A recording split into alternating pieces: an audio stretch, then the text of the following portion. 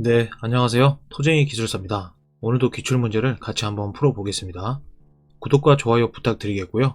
시청자분들의 빠른 합격을 기원드리겠습니다. 오늘은 129회 1교시 단답형 1번 문제가 되겠습니다. 문제를 보시면은요, 그러니까 버력을 얘기를 하는 거죠. 사켓이 유의사항, 이렇게 문제가 나왔네요. 약간 공법화 해가지고 문제를 풀으셔도 되고요.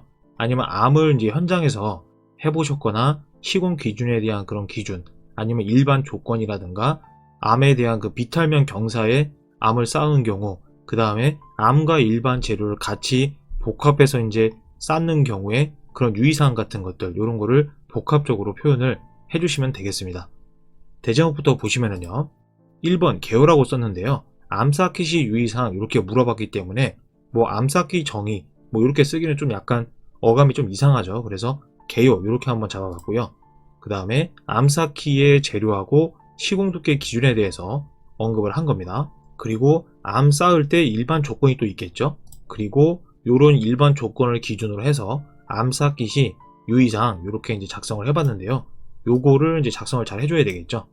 내용을 한번 보시면은요, 암 쌓기 시공은 재료나 시공 두께 이런 것들, 그 다음에 일반 조건을 준수로 하고 재료 포설이라든가 깔기나 고르기, 다짐 시공에 특히 유의해야 된다. 암 쌓기 유의사항 이렇게 나왔기 때문에 다짐 같은 것도 언급을 해서 한번 강조를 해주는 것도 좋을 것 같습니다.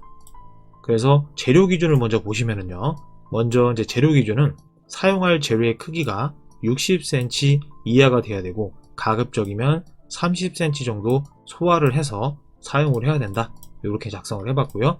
시공 두께 기준은 어떻게 되느냐, 층 두께가 60cm 이하가 되도록 조건을 만족을 해야 되고 연속적으로 시공을 해서 공극을 방지해야 된다. 이제 암이 이제 이렇게 있는데 얘가 이제 세워지거나 이렇게 되거나 이렇게 됐을 경우 여기 이제 공극이 발생을 할 수가 있겠죠. 이제 이런 것들을 이제 얘기를 하는 거죠. 그래서 암 쌓기 시 일반 조건은 어떻게 되느냐, 암과 기타 재료를 동시에 보통 포설을 많이 하죠. 현장에서. 그죠? 이때 외측은 암 재료를 시공을 하고 기타 재료는 중앙부에 포설을 한다. 이게 일반 조건이 될 수가 있고요. 그리고 또 현장에서 부분 침수 예상선이 있죠. 밑에 쪽에. 그죠? 그 부분 침수 예상선이 기준이 막 여기라고 했을 때 이 상부로부터 60cm 이하는 암 쌓기를 금지를 해야 된다. 이제 이 얘기고요.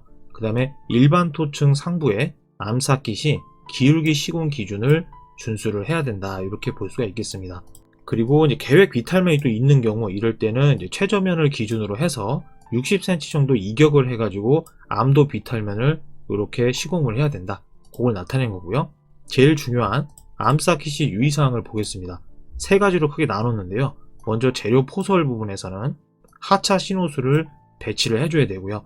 하차 위치를 선정을 한 다음에 느린 속도로 서서히 포설을 한다. 보통 뭐 10km나 15km 정도, 이 정도면 좀 적당할 것 같고요. 그 다음에 깔기나 고르기 이런 거 같은 경우에는 균일 두께를 포설을 한다. 왜냐면은 암 품질을 확보하기 위해서.